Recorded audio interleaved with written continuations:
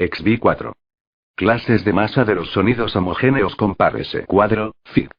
25, y cuadro general del S18. 7 clases. Textura de masa. Textura del timbre armónico. Dimensiones. Grados. Altura. 1 sonido puro nulo. 2 sonido tónico tónico. A 3 grupo tónico tónico estriado o continuo. 4 estriado complejo o continuo. 5 grupo nodal completo o continuo. Y 6 sonido nodal complejo o continuo. 7 ruido blanco o coloreado nulo color. 25 clases de texturas de masa y de timbre armónico. Nos proponemos distinguir 7 clases de sonidos homogéneos. En los dos extremos colocaremos los sonidos de frecuencia pura, clase I, y el sonido blanco, clase 7, es decir, el que mejor y que peor se prestan a la definición de las alturas.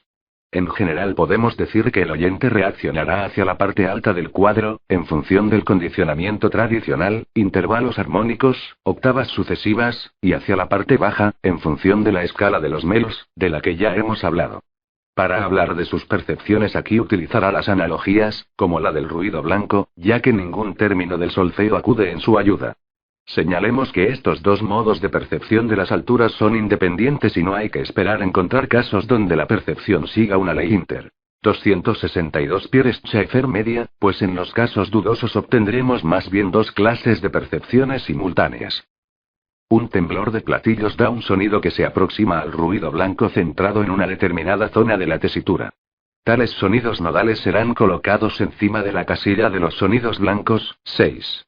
De manera simétrica los tónicos de los instrumentos tradicionales, menos puros que los sinusoidales, y coloreados con un timbre característico, se colocarán encima de la casilla de las frecuencias puras, 2.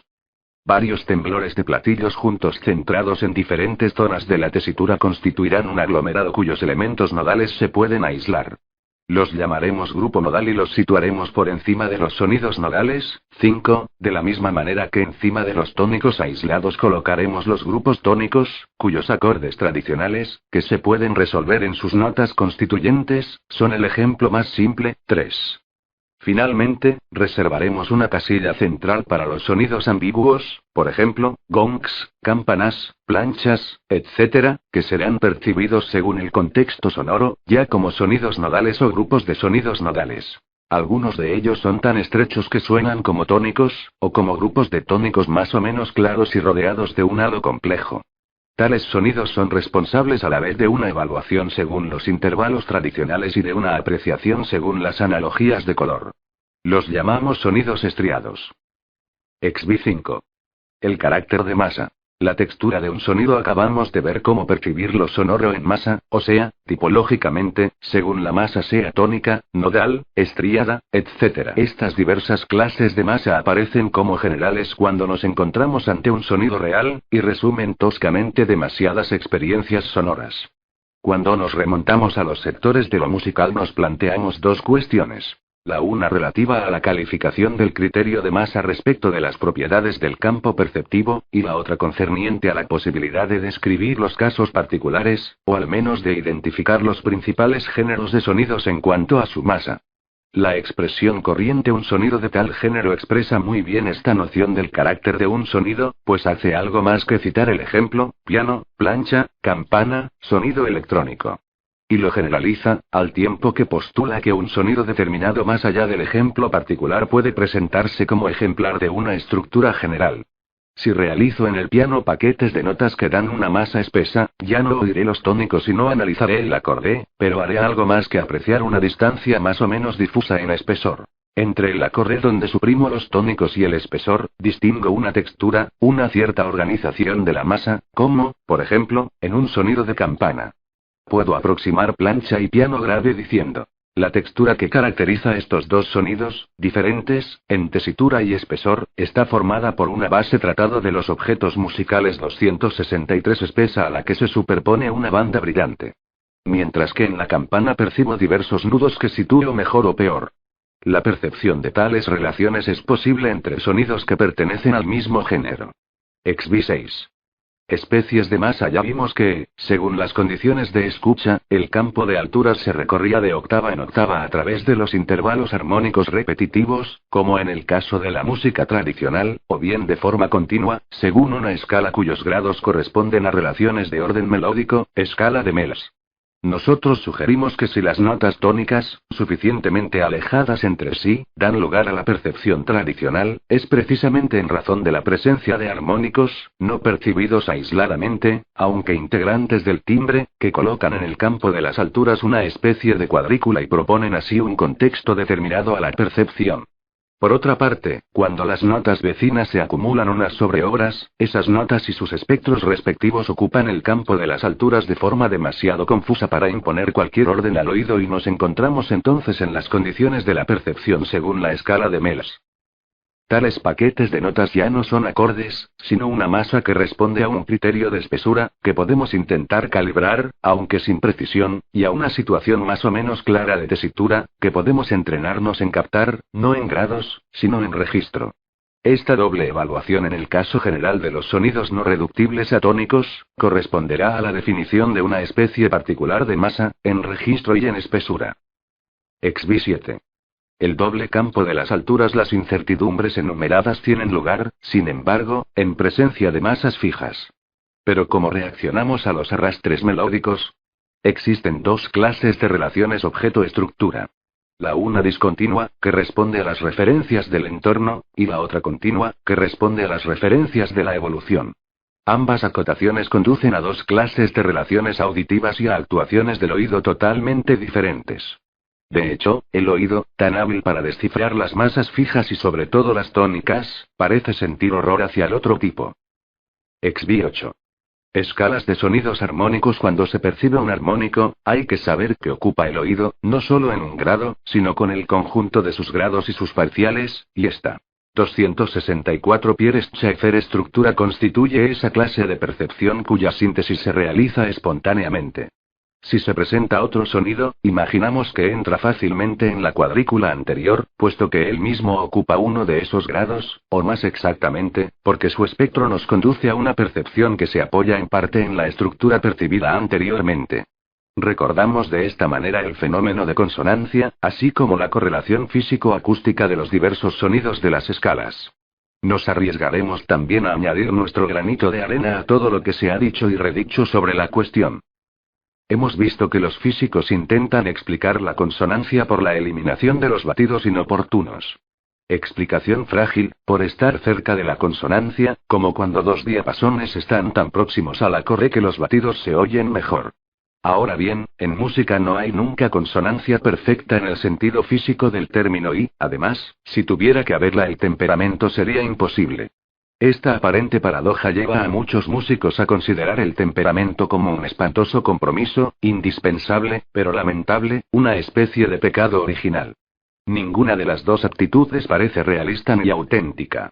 La consonancia se explica intuitivamente por la superposición parcial de espectros de diferentes sonidos de un acorde. Y para que esto se realice estadísticamente lo mejor posible hay que encontrar precisamente una escala temperada que será no el pecado, sino la salvación del sistema. En realidad, si volvemos rápidamente sobre los nombres ilustres que están relacionados con la invención o la definición de escalas, percibimos la misma intención musical. Tanto Pitágoras como Zarlino intentaron sin éxito encontrar la cuadratura del círculo. El temperamento 2xb.9. El temperamento persuadidos intuitivamente, y no sin razón, de una relación obligada entre los grados de la escala con los parciales sucesivos, esos ancestros de la música experimental afrontan, como sabemos, una muy simple, pero insoluble dificultad aritmética. Pitágoras parte de la sucesión de quintas y en el 12º salto, después de fa, do, sol, re, la, mi, si, y tras la serie de sostenidos, la última quinta, mi sostenido, no cae justo en la séptima octava del fa inicial. Por tanto, la escala no se cierra. Zarlino parte también de las quintas y las coloca astutamente en los dos extremos del acorde perfecto, donde la tercera se obtiene descendiendo 2 octavas. Recordemos a quien dude de esta explicación, que reposa sobre esta perogrullada estructural. No hay intervalos armónicos, más que en una relación de tónicas, también armónicas. Esta pequeña fórmula parece fundar definitivamente la validez natural de las relaciones simples en virtud de una apropiación recíproca de la psicofisiología humana y de la acústica de los cuerpos sonoros, y poco importan ya las comas. En suma, el oído asegura su escucha de las tónicas por la confrontación de dos espectros, dos formas de conjunto infinitamente más convincentes que una raya. Por la misma razón que es mejor marchar con una raqueta sobre la nieve, que con un patín de hielo. 266 Pierre Schaeffer Tratado de los objetos musicales 267. Desde el quinto armónico, en relación 5-4 con la tónica. Dos acordes perfectos montados sobre do, mi, sol, el inferior con dominante en do, y el superior con tónica en do, presentan 7 notas que son fa, la, do, mi, sol, si, re, cuyas relaciones con el do tomado como unidad son 2/3, 5, 6, 1, 5, 4, 3, 2, 15, 8, 9, 4, de donde se derivan las mismas proporciones, 1, 5, 4, 3, 2, aplicados a los otros dos acordes perfectos. De ahí la escala de Zarlino. Do, re, mi, fa, sol, la, si, que corresponde a las relaciones 1, 9, 8, 5, 4, 4, 3, 3, 2, 5, 3, 15, 8. Busquemos el compromiso. ¿Será el la así obtenido, el mismo que sonaría como quinta del re? Esta última sería 3, 2 de re, es decir 27, 16. Comparemos esta fracción con la de 5, 3 que fija el la en la escala de Zarlino. Las fracciones 17, 16 y 5, 3 tienen entre sí la misma relación que 81, 48 y 80, 48. He aquí la famosa coma de diferencia que existe entre los dos la distantes entre sí 1, 81. La única solución racional reclamaba un número irracional desconocido por los antiguos. La raíz decimosegunda de 2, es decir, el número que multiplicado 12 veces por sí mismo, da 2, nos permite reestructurar la octava. Si comparamos esta escala practicable con la escala de Zarlino, veremos que la quinta temperada se aproxima a la 1 Sabart, bien 1/300 de octava, o 1/25 de semítono. La cuarta es justa, y la tercera y la sexta se aproximan a 3 Sabarts más o menos, es decir, 1/8 de semítono aproximadamente. Se comprende bien que el acotamiento del campo armónico no obedece a una superstición o un mito de las relaciones simples, ya que le conviene una aproximación. La de la raíz decimosegunda de 2, generadora de un sistema aproximado, pero notablemente propicio a los instrumentos tanto como al oído. Un instrumento afinado de esta manera tiene todas las oportunidades de producir resonancias en todas sus cuerdas, al igual que el piano, dada la amplitud de los fenómenos de resonancia. El oído se acomoda muy bien al hecho de que, desde la primera quinta, le propongan una aproximación, a condición de que los otros sonidos entren convenientemente en la misma cuadrícula. Esto es sin duda lo que explica la necesidad del temperamento y su éxito desde Bach. También vemos por qué exceso o qué defecto pecan las otras músicas. Las unas por exceso de escrúpulos hacia un sistema de excesiva exactitud armónica, que les priva precisamente de armonía, india, y las otras por un insuficiente rigor instrumental que solo llega a acotamientos aproximados y particulares de las escalas de altura, África. XB10. Criterio de timbre armónico. Clases y caracteres. En razón de la dependencia recíproca de las percepciones de masa y timbre, encontraremos en los timbres armónicos clases que serán complementarias de las masas. Para las masas de las clases 1 y 7, frecuencias puras o bandas de frecuencias, un timbre nulo. Para las masas tónicas de clase 2, un timbre tónico. Para los nudos, clases 6 y 5, el timbre, como ya hemos dicho, constituye el resto del sonido, lo que no está descrito en la masa, susceptible muchas veces de un análisis posterior, timbre complejo. A veces puede encubrir estrías mal percibidas, a menos que el nudo, al estar perfectamente soldado, como en un platillo, sea inseparable. Podríamos decir que este timbre es confuso o continuo. La única caracterología bien fundada que existe de los timbres solo concierne accesoriamente a la música. Se trata de objetos fonéticos, vocálicos o consonánticos. Por otra parte, el análisis y la síntesis de los formantes ya adquiridos tienen por objeto identificar las consonantes, las vocales y no clasificarlas. Ellas nos remiten a los rasgos distintivos de los sonidos fonéticos, más que a los de la sonoridad o la dicción, y solo abordan de forma marginal la musicalidad. XB solfeo de las masas fijas. Criterio dinámico y de mantenimiento 17. Método de aproximación. El problema dinámico es relativamente más simple que el de la masa, por varias razones. La primera es que su dimensión principal es el tiempo, y las correlaciones temporales entre el objeto físico y el objeto sonoro tienen un soporte irrefutable en la banda magnética, y un modo de señalización relativamente accesible: el batigrama. Además, la banda magnética nos ofrece posibilidades de intervención sobre la masa que no teníamos y que nos ha permitido iluminar especialmente tanto los paralelismos como las divergencias, que hemos descrito con el nombre de anamorfosis, entre tiempo físico y duración percibida. Por ejemplo, hemos advertido algo que se ignora generalmente. La localización de la percepción en el instante del ataque, la importancia de este ataque en la percepción de ciertos timbres, el condicionamiento del oído hacia la densidad de información y la disimetría temporal que resulta de ello, etc. Esto nos ha llevado a tener en cuenta un criterio general de duración que distingue los sonidos anamorfoseados, con ataque predominante, de los sonidos que tienen una forma, también llamada perfil, y de los sonidos largos, de forma débil. Por otra parte, en relación con esos datos generales de la percepción de las duraciones, hemos visto que la tipología distinguía someramente entre facturas nulas, sonidos homogéneos, continuos o iterativos, facturas imprevisibles, acumulación de muestras, y formas cerradas. Nuestro reparto de las formas en clases tendrá en cuenta el conjunto de estas consideraciones. También hemos hablado en el capítulo 7 de las relaciones entre el timbre instrumental y los ataques. Los sonidos donde estos sean dominantes, sonidos resonantes, en particular, deberán constituir la base de una clasificación de las formas que nos servirán para definir de manera general el género de los sonidos en relación a su timbre dinámico.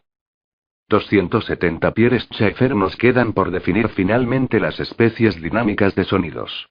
Para ello propondremos unas referencias a la intensidad y profundidad del modelado de los perfiles. Hasta aquí, el plan que indicamos es análogo al que hemos seguido para el estudio de masas en el capítulo anterior. Sin embargo, en este comenzaremos por el estudio de criterio de ataque 1, géneros, para tener en cuenta el dato fehaciente de que el perfil voluntario dado al sonido es en muchos casos tributario del propio género de sonido de que disponemos.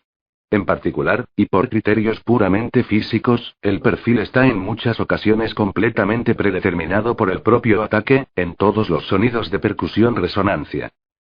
Además, no podemos dejar de lado el caso de las percusiones dobles que se producen cuando el choque inicial no es de la misma masa que su resonante, caso del vibráfono y los agudos del piano, por ejemplo, produciendo al mismo tiempo dualidad de masa y dualidad de phase.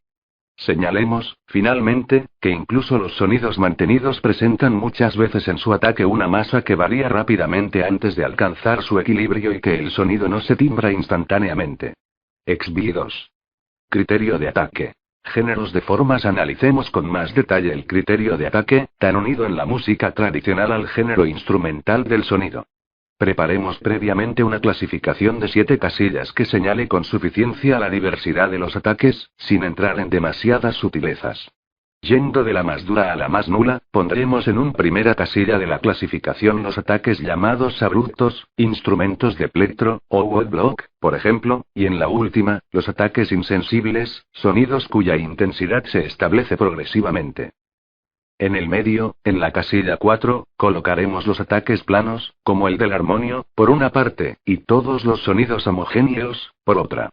Se trata de sonidos que poseen ya de entrada su intensidad definitiva.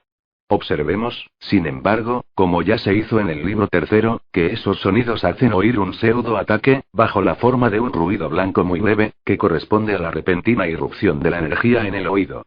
Al ser musical nuestra clasificación, y por lo tanto estando obligada a dar cuenta de los efectos y no de las causas físicas, colocaremos en la casilla de los llamados ataques planos todos los ataques que comprendan ligeros mordentes, cualquiera que sea su origen. El colofón en el arco, el lengüetazo en los vientos, así como el pseudo-ataque debido al corte de tijeras.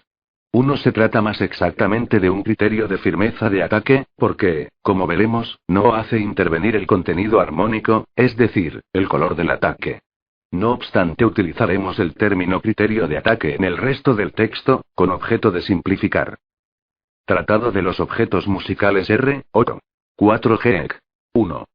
1 Z o A. I. 1 O, O.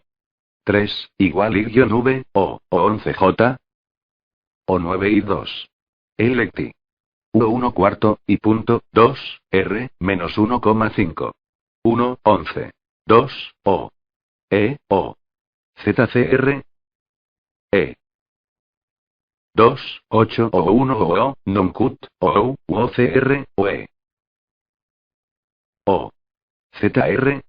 UQ2 o Q1, 2CL. U, Tito, Uto. ZD. 3, CO5. U. P4, 71U2, OR, 7, CL9, W.I9, 11, OCL. MRL02, T. 1, UZLA42 OVP, 1, 61. CHLCO. CCLV. C, P mayor OS. 2. ISO 1, F, Z. 0 DIRGEO, AC. O0692, CULX. CIRIOT, C, NO CIU, NIS 14 APT, CCL. 1 OEAC, 11 UE, R. CWCDCO. CUPO 14 AUTI. -9O1, TN. Trazo bacigráfico no G-1 Rilo R. CU perfil dinámico perfil armónico timbre dinámico CN14 OQ1, 4 W9 4P4A. 272 Pierre Schaeffer en las casillas 2 y 6, colocaremos, por una parte, los ataques rígidos, y por otra, los ataques progresivos o esforzando. Advirtamos, no obstante, que no debemos esperar tener percepciones tan simétricas como lo son nuestras casillas o los trazados del batigrama. Por una parte, tenemos los sonidos cuya intensidad se establece rápida pero no instantáneamente, y que son, en general, los sonidos mantenidos. Este último carácter conduce al de ataque que juega ahora un papel secundario, ya que la atención se fija sobre la totalidad del sonido. Por el contrario, un ataque firme cuyo prototipo es el del piano, concentra la escucha en el comienzo del sonido. En este caso existe, como ya hemos visto, una anamorfosis temporal, y aquí el carácter de ataque será dominante, por encima del cuerpo del sonido. Nos quedan por llenar las dos casillas vacías a un lado y a otro de la casilla central de los pseudo-ataques. A menudo, con mucho tacto, se producen sonidos sin perfil aparente y sin ruido parásito o sin mordente voluntario. Los llamaremos ataques suaves y los colocaremos en la casilla 5. A primera vista, la casilla 3 es difícil de rellenar. Colocaremos en ella los ataques que puedan ser calificados de blandos. Como veremos en el parágrafo siguiente, podemos considerar que estos son una combinación de los dos primeros ataques. Una cuerda de guitarra daría lugar normalmente a un ataque abrupto como el de la mandolina, pero cuando es pinzada más suavemente, yema del dedo y no plectro, al impulso inicial se le añade una importante resonancia. De esta manera la dinámica parece agrandarse y la pendiente puede ser inferior a la del piano. Diremos entonces que el sonido de la guitarra presenta un ataque blando, y con él todos esos pits elásticos seguidos de los refuerzos debidos a la resonancia. Esta clasificación muy aproximativa está lejos de dar cuenta con exactitud de todos los casos instrumentales, pero nos servirá de referencia. Una percusión de timbal, de gong o platillo, según la dureza del macillo y la importancia relativa de su resonancia, se clasificarán en 3, 2 o 1. La percusión de woodblock, en 1. El pitch, de guitarra, en 3, y en 2 los instrumentos donde se equilibran sensiblemente el choque y la resonancia, arpa, vibráfono, piano, por ejemplo. Añadamos también que las percusiones reiteradas con macillos de fieltro que golpean progresivamente los cuerpos sonoros, trémolos de platillos, de timbales, etc., corresponderán a los ataques situados en la parte derecha de nuestro cuadro, 5, 6 y 7. XB3. Criterio de perfil. Clases de formas. La anterior clasificación nos pone en condiciones de comprender mejor los perfiles. Según el género de ataque, el perfil dinámico está determinado por este ataque, o bien se libera de él, a causa del mantenimiento que le sigue. En los sonidos de percusión-resonancia, el perfil de la resonancia solo puede ser percibido realmente por sí mismo si se consigue por cual tratado de los objetos musicales 273 quiere medio desprenderle de su determinismo. El segundo caso es el de la mayoría de los sonidos mantenidos, donde el ataque y el cuerpo del sonido tienen dinámicas relativamente independientes. Hemos visto también que ciertos perfiles dinámicos estaban ligados a una variación de masa más o menos débil, pero sensible. A la inversa, estos perfiles podrán ser relativamente más independientes cuando el cuerpo del sonido sea formado por el instrumentista, o el músico experimental, con mayor o menor independencia del ataque. Habida cuenta de estas consideraciones, repartiremos las formas en dos clases. 1. Perfiles determinados por el ataque y, en el caso general, ligados a un perfil armónico, especialmente en el fenómeno del ataque doble. 2. Perfiles no determinados por el ataque y, en el caso general, no ligados a un perfil armónico. 1.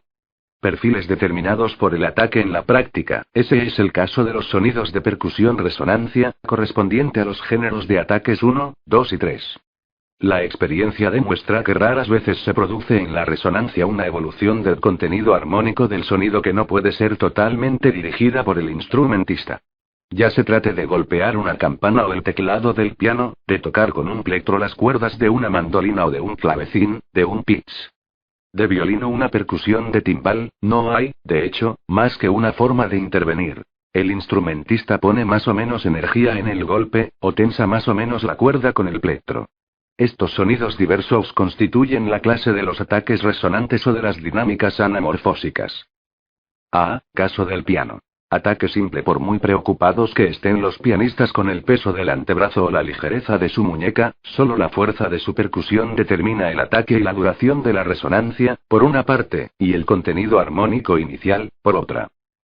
Aunque su acción no comporte más que un solo grado de libertad, ellos la determinan para alcanzar a la vez un nivel de matiz, de timbre dinámico y de timbre armónico, indisolublemente ligados a la emisión de cada nota.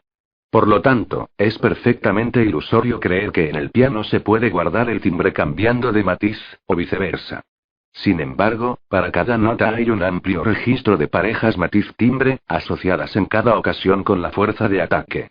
Advirtamos, finalmente, que en el piano y en todos los instrumentos donde sea posible parar la resonancia en un momento dado, el músico dispone de una posibilidad de intervención suplementaria sobre la caída de la nota, pero en esta perspectiva es la duración, y no el perfil, lo que está enteramente determinado por el ataque.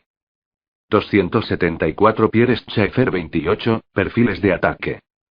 B. El caso más general. Ataque doble. Con relación al caso general de las percusiones, el piano presenta efectivamente la particularidad de equilibrar, es decir, de no hacer oír separadamente, al menos en el grave y en los medios, el choque de la percusión y la resonancia.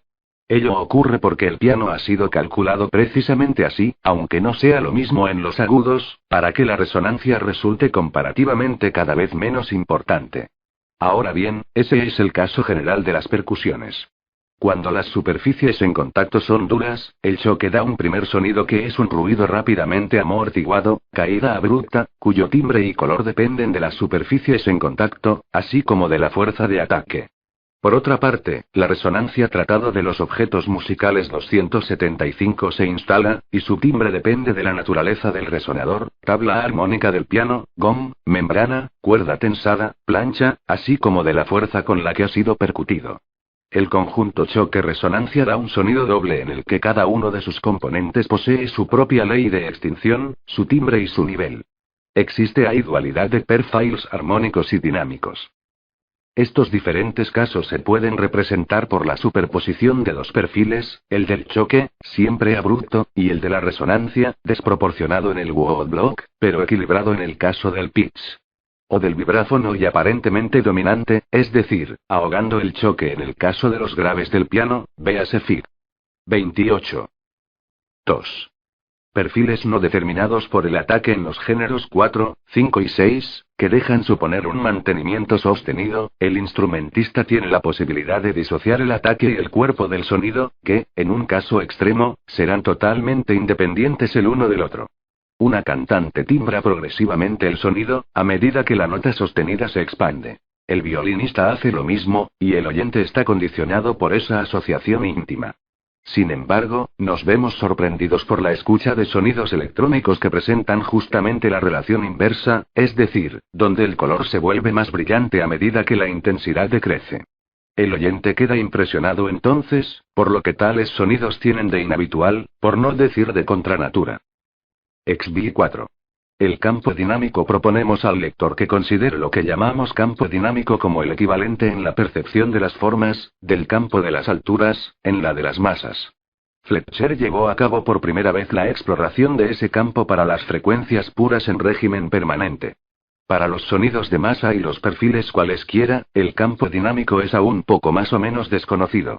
Las percepciones solo son parcialmente aditivas, incluso en régimen permanente y con masas tónicas, cosa que se aprecia particularmente en el hecho de que los sonidos se enmascaren mutuamente. Por otra parte, cuando una masa se perfila en el tiempo, se plantea la cuestión de su intensidad global, así como la de la intensidad relativa de los accidentes de su perfil. He aquí unos cuantos problemas que reclaman investigador que a su vez recuerda que no hay ninguna síntesis que nos permita pasar de los casos simplificados a la pretendida generalidad, pues toda contextura particular de masa o de perfil da lugar a nuevas percepciones.